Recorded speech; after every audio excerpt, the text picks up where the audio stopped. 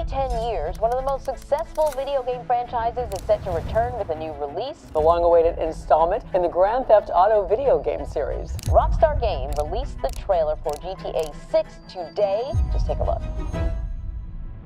Even though GTA 6 hasn't hit the shelves yet, we can pretty much predict how its release will go down, putting aside any sneak peeks or leaks that might come our way. Picture this: long lines at stores, a record-smashing number of pre-orders, and Rockstar pocketing around $1.5 billion within the first day alone. And that's just the beginning. In the next days, this figure will only grow. The internet will be flooded with a mass of guides and journalism. Every corner of YouTube will bombard you with Let's Play videos, compilations, and analyses. The hype train will start to accelerate. Before all this madness starts, however, we still have the opportunity, perhaps the last one, to think about what comes next. When we take a closer look at where game development is now, and at the advancements in both hardware and software, it's exciting to think we're on the edge of a brand new phase in gaming. It's clear that games are here to stay, and big names like GTA are not fading away anytime soon. However, we must slowly start to familiarize ourselves with the thought, or rather the possibility, that Grand Theft Auto, as we know it today, will probably end with the 6th installment of the series and the new version of GTA Online, with GTA 7 simply never coming into existence. Let's start from the beginning.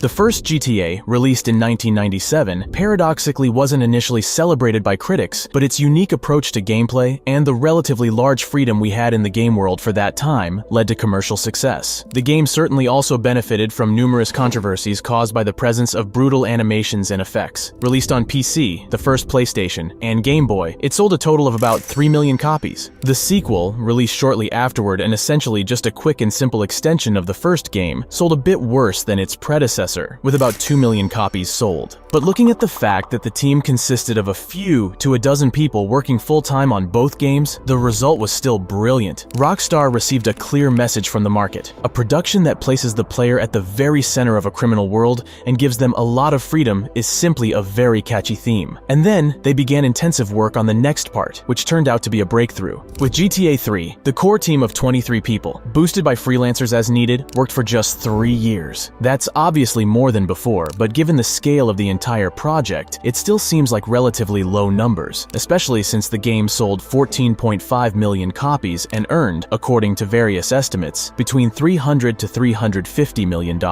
It's estimated that the cost of creating the game was about $5 million, which represents a huge profit for the time. And then it got even better. GTA Vice City, according to various estimates, earned about $100 million more than the third installment. San Andreas was twice as expensive to produce, but sold significantly better, with up to now 27.5 million copies purchased, pushing Rockstar's total profits beyond the $500 million mark. However, the real wild ride began with GTA 4. Over 150 people worked on this game at Rockstar, plus freelancers, and the production costs jumped to about $100 million. It paid off, as sales exceeded 25 million copies, and profits are estimated at an absurd $2 billion. Just 3 days after its release, the game earned over $350 million, as much as GTA 3 did throughout its entire existence. Meanwhile, for GTA 5 and GTA Online, which is incredibly important, over 1,000 people were involved, and the production consumed more than $265 million from Rockstar's budget. Again, it paid off amazingly, as by now, in 2024, estimated revenues from GTA 5, along with its online mode, are in the ballpark of $8.5 or even $9 billion. The title has sold around 190 million copies, making it the second best-selling game in history. Now that we have clarity on the historical aspect, let's talk about the reasons why I believe GTA 7 will never be created. First, as I mentioned in the previous segment, the production costs. Second, the issue regarding the size of the game and the process of its creation. And third, the slow approaching huge shift in the market of consoles and platforms we play on. The first and second points are actually interconnected and depend on each other. The sizes and scale of games and the costs of production rising at an astronomical rate are one of the main problems of the current game development, especially in the high-budget production segment or the AAA sector, demonstrating financial growth year over year, as well as creating games that are bigger, prettier, better, or more complex,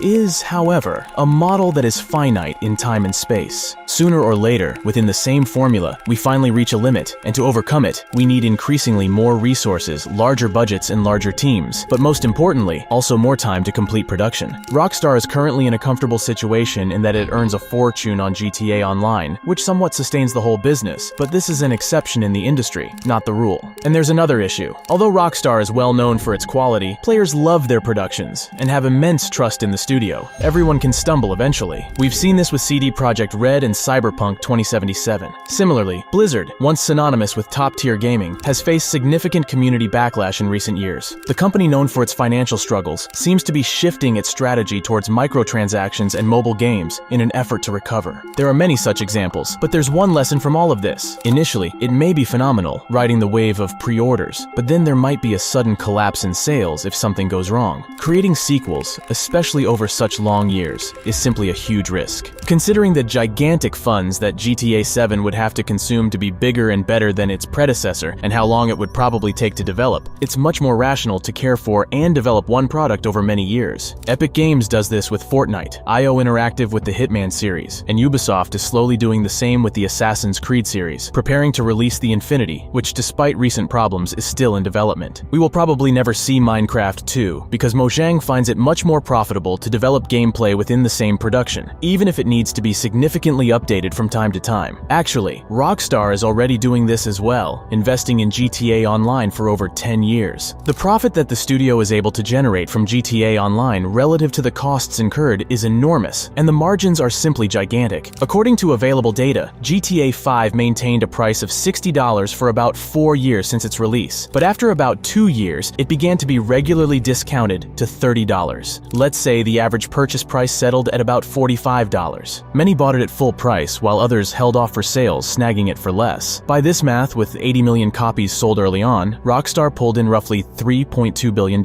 From late 2017 into 2018, the game's base price was reduced to $30, often dropping to $15 during sales. Assuming an average sale price of $22.5 for the subsequent 110 million copies, that's another $2 billion in the bank. So purely from selling the game, either in physical stores or digitally, GTA 5 raked in about $5.2 to $5.5 billion.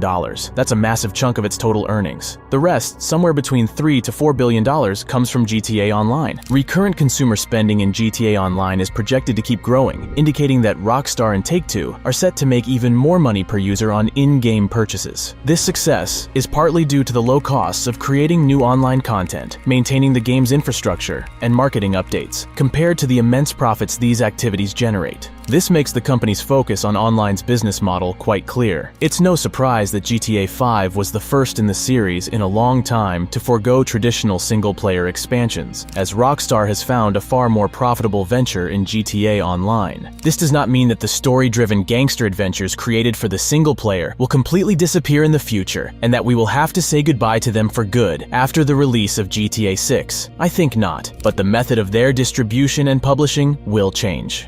The upcoming GTA will do very well in sales. There's no doubt about that. But when the first wave subsides, we will move to the next phase of the product life cycle, and GTA Online will likely again take the lead in the efforts undertaken by Rockstar. The best proof of how seriously the studio takes this project is probably Rockstar's recent acquisition of the CFX.RE team. If this name doesn't ring a bell, let me explain, as this wasn't a random move. This team created 5M and Red M, very popular and at one time combated by Rockstar, powerful modifications for GTA 5 and Red Dead 2. It is thanks to their work and the mods that roleplay servers were born. This acquisition was made relatively recently, in August 2023. Rockstar will surely be continuously updating, improving, and expanding GTA Online. This is the direction that the creators of Fortnite, as well as the owners of Rockstar Take-Two, have been following for a long time, in the case of their second most powerful brand. Of course, I'm talking about the NBA 2K series, where the online mode has long been the main source of income. And this brings us probably to the most interesting issue, namely, how such a GTA would be further developed. Just because GTA 7 might never come into existence, and the series in the classical sense comes to an end, doesn't mean that Rockstar will abandon the brand. I see it this way: GTA Online, or whatever it will be called in the future, is the main product, the driving force of the entire Rockstar structure. It's the world around which practically everything will happen, and updates will provide players with gameplay for many years. This is a model that works already, just not on a full scale yet. Along the way, probably, game models will be updated and improved. The graphics quality will change a bit. New zones, new modes, new stories, weapons, vehicles, systems will be added, all with the assumption that despite the expansions, the base remains the same. From time to time, however, Rockstar might start releasing also paid expansions, something that is actually missing today, which would wonderfully connect two extreme groups, those who prefer to play solo and those who prefer to play with others. This model has been successful in other games like Star Wars, The Old Republic, and recently also in World of Warcraft, which introduced the possibility to play with bots, mimicking other players. In such a scenario, however, we assume that even playing solo without interacting with other people, to experience new stories, we must always be connected online. The main problem with the requirements of always being online in games is that the moment we lose the connection, we simply can't play. But the truth is that for years we have been rapidly moving towards a reality where the concept of being offline simply vanishes. Our entire economy and societies are slowly but effectively switching to being always online and everything connected. But let's return to what's really important. The main product, online mode, would still earn Take-Two a fortune on microtransactions. Rockstar would also somewhat reduce the studio's operational costs. It would operate continuously on an engine and systems that are practically self-financing from the very beginning of GTA Online. And finally, every 2, maybe 3 years, players yearning for regular gameplay without purely online interaction would get an expansion with new GTA content, where they can easily spend at least several dozen hours. In this way, Rockstar would earn from them not once a decade, but at least 3 or 4 times, thereby multiplying revenues many times over. In essence, the whole thing, greatly simplified, would start to resemble what we know from the most popular MMO games, only it would be executed on an even larger and more spectacular scale than anything we've seen so far. It's a visionary approach, but such a Grand Theft Auto universe is really the only developmental direction for Rockstar. But I still have one thing left to mention: the future availability of GTA 7 on gaming platforms, or rather, the potential lack thereof.